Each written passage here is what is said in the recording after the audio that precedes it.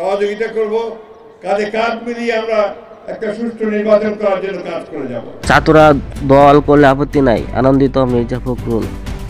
ঢাকা, ছাত্ররা যদি সরকারের থেকে দল গঠন করেন তাহলে দেশের মানুষ সেটা মেনে নেবে না বলে মন্তব্য করেছেন বিএনপি মহাসচিব মির্জা ফখরুল ইসলাম আলমগীর। 13 নম্বর সেক্টর খেলার মাঠে ঢাকা মহানগর উত্তর বিএনপির উদ্যোগে দুস্থদের মাঝে বস্ত্র বিতরণ অনুষ্ঠানে প্রধান অতিথি বক্তব্যে তিনি এই কথা বলেন। মির্জা ফখরুল বলেন, 15 বছর ধরে আমরা লড়াই করেছি, সংগ্রাম করেছি। এই 15 বছরে আমাদের বহু লোক মারা গেছে। জুলাই আন্দোলনে আমরা 426 জনের নেতাকর্মী নিহত হয়েছে। আমরা আপনাদের কাছে যেটা চাই, নিরপেক্ষ থাকবেন, সম্পূর্ণ নিরপেক্ষ থাকবেন। নির্বাচন এই দেশে অবশ্যই হবে।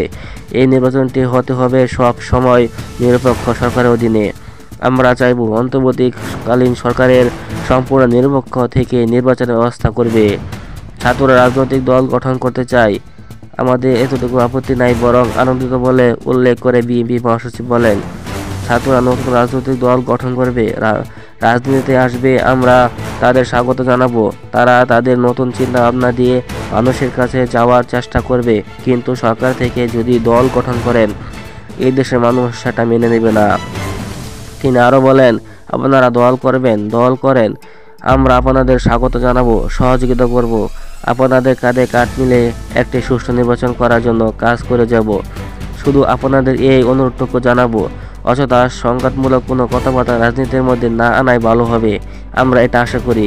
শেখ হাসিনা আমাদের বুকে পাথরের মতো বসেছিল উল্লেখ করে মির্জা ফখরুল বলেন, তিনি পালিয়ে গেছেন, আমরা শান্তিপূর্ণভাবে কথা বলতে পারছি। আজকে আমরা হাসিমুখী হয়েছি, কিন্তু আমাদের যে লক্ষ্য একটি গণতন্ত্রের ব্যবস্থা ফিরিয়ে যাওয়া, এখন পর্যন্ত কিন্তু আমরা সেই গণতন্ত্রে ফিরে যেতে পারি নাই।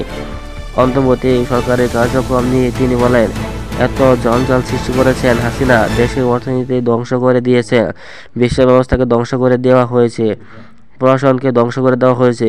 এগুলোকে ন্যূনতম ঠিক করে সরকার নির্বাচন দিবে তারা। সেই নির্বাচনে যারা অংশগ্রহণ করবে, জনগণ যাদের চাইবে তাদের ক্ষমতা নিয়ে আসবে।